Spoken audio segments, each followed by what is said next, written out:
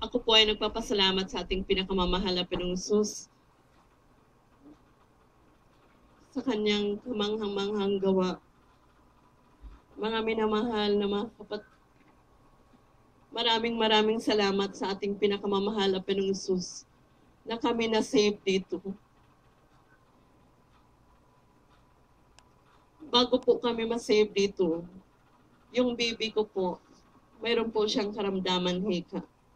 Wala pa po siya 1 taon. Kahit saan doktor po siya dinadala, hindi po siya gumagaling.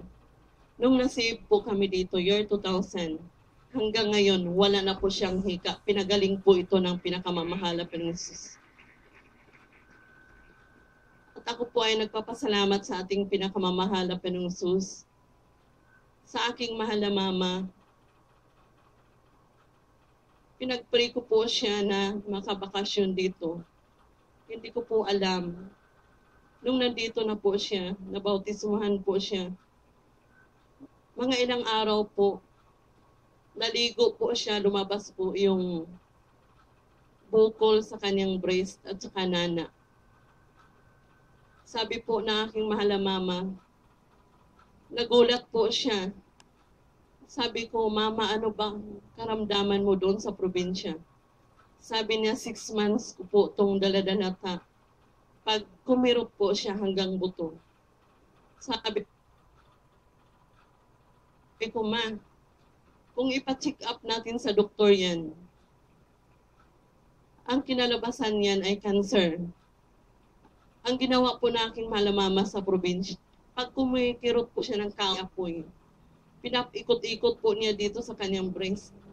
Kung hindi po yung bunot, ganun po ang ginagawa niya, pero patago po siya.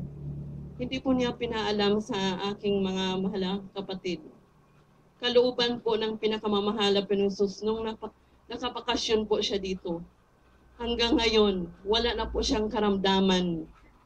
Salamat po sa ating pinakamamahal na Panginoong Hesus. At ako po ay nagpapasalamat sa ating pinakamamahal na Panginoong Hesus, yung aking bunsong anak. Nagkaroon po siya ng pigsa dito sa bandang noo. Malaking pigsa po siya. Wala po siyang labasan ng liquid. Sabi ko, ang pinakamamahal na Panginoong Hesus, siya po ang dakilang manggagamot. Sa kanya po ako umaasa. Kasi ilang linggo na po, hindi po talaga lumalabas yung liquid sa kanyang pigsa. Parang itlog po siya kalaki. Hindi na po makabangon yung aking mahal na anak. Sinusubuan ko lang po siya. Sinabayan ko po ng asting. Sabi po ng taga-Nubalitsis, sabi niya, mayroon po akong apo na ganun. Ang ginagawa ko, dinala ko po sa East Avenue. Nilagari po yung niya. Ang laki po daw ng kanyang nabayad. Sabi ko hindi po kami umaasa sa doktor. Kahabagan ng mahal na Panginoong Hesus. Itinuro po sa amin ng mahal na Pastor Di Almeida na umaasa sa pinakamamahal na Panginoong Hesus. Ang pinakamamahal na Panginoong Hesus po ang dakilang manggagamot. Mga minamahal, nagtaka po ako, tumulo na lang po yung liquid sa kanyang pigsa. Kaya maraming salamat sa ating pinakamamahal na Panginoong Hesus. Yes, amen. Hallelujah. Mga minamahal, yung aking mahal na anak, nagkasakit po siya ng ilang linggo, mataas na lagnat. Nangingitim na po ang kanyang kuko. Ang ginagawa po namin mag-asawa, magpuri sa pinakamamahal na Panginoong Hesus. Sabay fasting po siya sa Pampanga. Yung aking mahal na anak, tiningnan ko po yung kanyang kuko. Nangingitim na po ito, hindi na po tumatanggap ng pagkain. Sabi ko, pinakamamahal na Panginoong Hesus, wala po akong ibang pupuntahan. Wala po ako ibang tatawagan. Kung hindi sa iyo po ako umaasa. Ikaw po ang magpapagaling sa aking mahal na anak sa unang prayer ng mahal na Pastor Di Almeida. Mga minamahal, pinagaling po ito ng pinakamamahal na Panginoong Hesus. Yes, amen. Hallelujah. Mga minamahal, pasalamatan ko po sa ating pinakamamahal na Panginoong Hesus. Yung aking mahal na mama, nagbakasyon po siya papuntang Bukidnon. Nagulat na lang po yung aking mahal na kapatid. Binalita po sa radyo na mayroon bus na baliktad sa Maramag. Kasali po yung mama ko doon.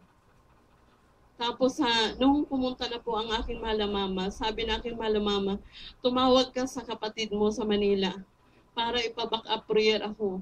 Kasi masakit po ang kanyang dibdib, kanyang balakang. Tapos po, nakausap ko po yung mama ko. Sabi ko, mama, huwag kang mag-alala. Nandyan ang pinakamamahala pa ng Jesus. Yes, amen. Hallelujah. Mga minamahal, tawag po ako sa pastoral house, pa-back up prayer. Yung aking mahal na mama, dinala po sa Pulimedic.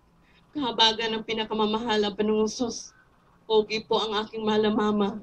Salamat sa pinakamamahala pa ng Jesus. Amen. Praise the Lord. Mga minamahal, nagpapasalamat po ako sa ating pinakamamahala pa ng Jesus na binigyan po tayo ng minamahal, ginagalang mahal na Pastor Lee Almeida, na siya po ang laging nananalangin sa atin. Yes, amen. At Hallelujah. hindi lang po tayo mga member ang pinapanalangin niya. Lahat po ng mga tao sa buong mundo. Kaya maraming salamat sa ating pinakamamahal na Panginoon na tayo na save dito sa Jesus Miracle Crusade International Ministry. Buhay po ang ating pinakamamahal na Panginoon na ating pinaglilingkuran. Dapat po tayong lumulahati sa ating pinakamamahal na Panginoon. Mga minamahal, totoo po ang pagbibigay.